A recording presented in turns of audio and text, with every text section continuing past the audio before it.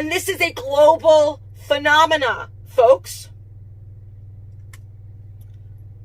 Our friends across the pond over in the UK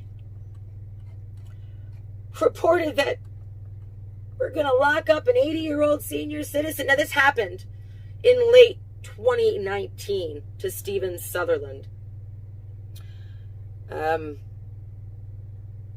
apologize. I haven't kept up on that within the last few weeks, but that gentleman got a 20-year sentence at 79 years old simply for growing the plant that was saving his life.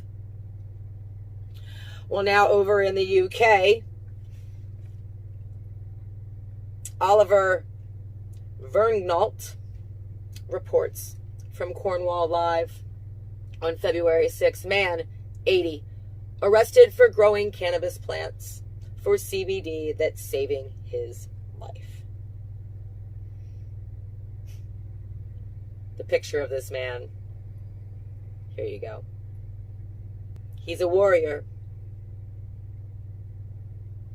Goes on to say, a man who was arrested for growing cannabis plants for medicinal purposes believes the law will kill him when the Class B drug is keeping him alive. Extreme? Let's hear the story. The 80-year-old from Camborne was diagnosed with stage 3 kidney failure 2 years ago, a condition for which there is no cure and is terminal. In the face of having to go on dialysis for the rest of his life, the former farmer and horticulturalist did some research into the so-called medical benefits of cannabis as pain relief. When CBD oil purchased from shops did not work for him, he decided to grow his own plants. We all know about the snake oil on the market, and that's, because it's kind of open range since we still have this federal prohibition. Of course, this story is coming out of the UK, but you guys, like I said, this is a global phenomenon. You can't sit back and assume that there's not some underlying powers that be at play here. It's one thing for an entire country to demonize a plant or a race or a person or a culture. But when it becomes a global phenomena and no danger has ever happened as a result of whatever is being discriminated against, you know something's going on. So Tony Bevington, who's the victim here in this case over in the UK, he says, I know I'm breaking the law, but the law as it stands is an ass.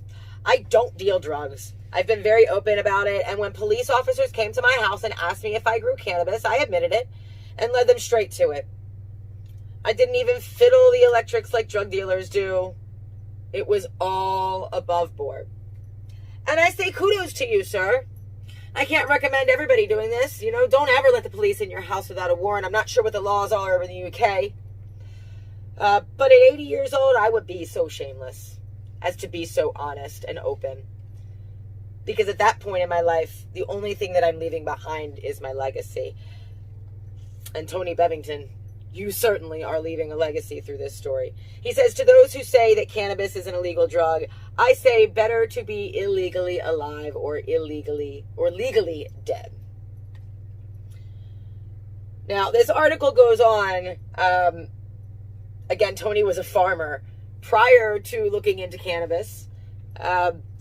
And he did his research, and this is a huge article on Cornwall Live. Of course, the link is going to be published on the YouTube site, G.I. Mary Jane.